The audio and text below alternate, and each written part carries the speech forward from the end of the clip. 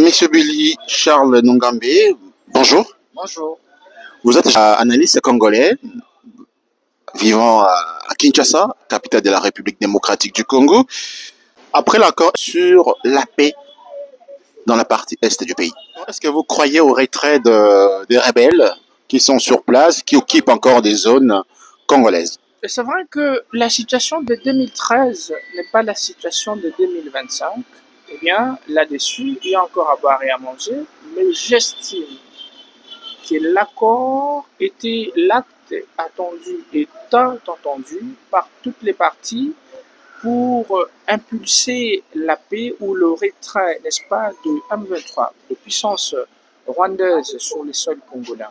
Même si ce n'est pas maintenant, mais de manière progressive, nous allons avoir le retrait de forces rwandaises parce que c'est un pacte, c'est un accord.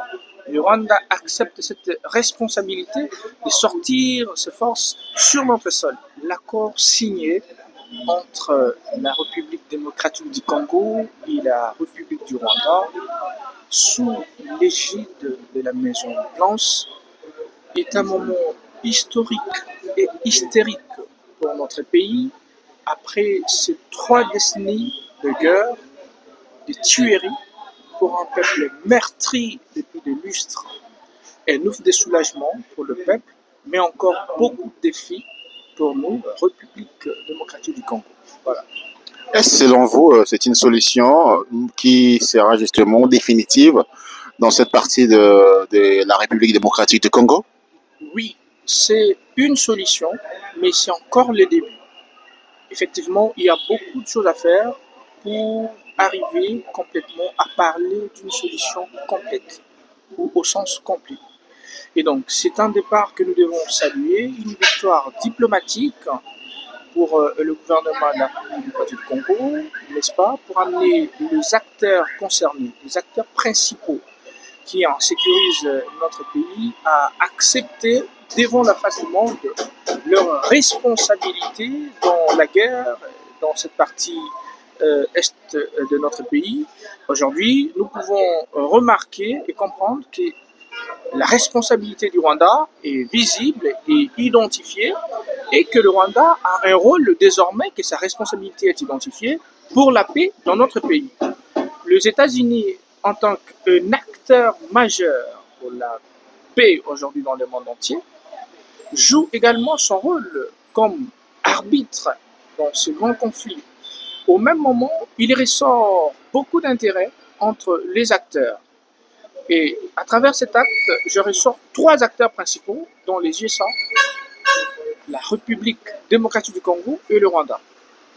Et vous trouverez, au-delà d'un accord de paix, il y a l'aspect économique qui a un accent fort dans cet accord-là, aussi l'aspect sécuritaire et pacifique.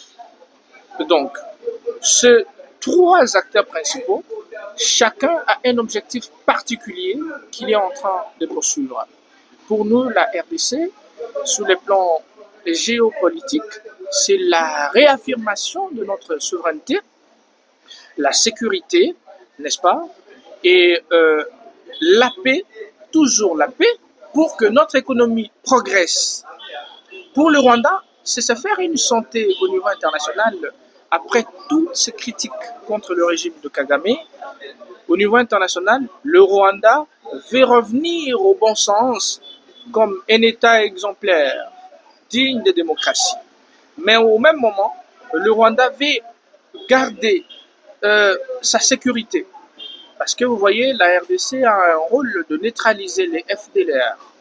Kagame, qui revient toujours dans ce langage des FDLR, veut garder sa sécurité, la sécurité de son pays et de ses frontières. N'est-ce pas, en quelque sorte, là, nous sommes en train de mettre à défaut la souveraineté économique de la République démocratique du Congo?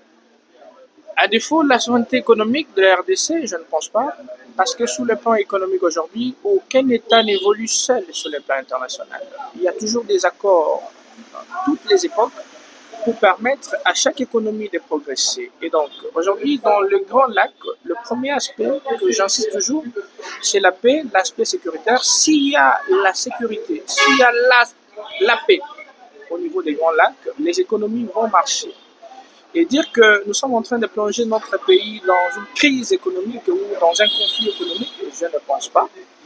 L'accord, comme Trump l'a proclamé, win-win-win, ça va profiter à tout le monde dès lors qu'on a la paix. Voilà. Quelle deviendra maintenant la démarche interne du dialogue proposé par les acteurs congolais? Eh bien, lorsqu'il y a un conflit interne, il ressort que le dialogue est une solution des solutions pour pouvoir pacifier le pays. Donc, réunir les Congolais autour d'une table pour parler Congo est une très bonne chose. Nous saluons cette démarche. D'ailleurs, le président de la République a même convoqué, n'est-ce pas, des concertations depuis un moment. Et je pense que les acteurs politiques de tous les horizons sont censés maintenant accompagner la démarche du chef de l'État pour que nous puissions trouver la paix. Vous avez remarqué qu'il y a des gens qui n'ont pas voulu participer à ces concertations-là par rapport à leur approche, mais nous pouvons leur dire qu'il est temps, n'est-ce pas, de parler paix et de pouvoir promouvoir cette paix-là au nom de la République, pour le compte de la République. Voilà. Dernière question, M. Billy Charles Nungambe. Quelle doit être l'attitude de la jeunesse congolaise? L'attitude de la jeunesse congolaise après cet acte fort signé entre la RDC et le Rwanda, c'est d'abord s'approprier, n'est-ce pas, de cet acte-là, promouvoir cet accord-là, s'approprier, comme je l'ai dit, de cet accord-là, pour faire de cet accord un élément de pacification de notre pays. Accompagner les autorités dans cette démarche, soutenir le président de la République et encourager tous les jeunes qui intègrent la rébellion de sortir de cette rébellion-là pour qu'ensemble nous puissions parler un langage de paix dans notre pays. Nous n'avons pas un autre pays, nous n'avons que la République démocratique du Congo et tout celui qui prend les armes contre ce pays est un traître. Et donc pour moi en tant que jeune, j'encourage les autorités dans cette démarche-là et mon rôle c'est de promouvoir cet accord-là, de sensibiliser aux autres jeunes afin que nous tous, réunis autour de notre chef de l'État, nous puissions accompagner ce premier citoyen à concrétiser la sécurité de notre pays. Voilà. Monsieur Billy Charles Nungambe, merci. C'est moi qui vous remercie.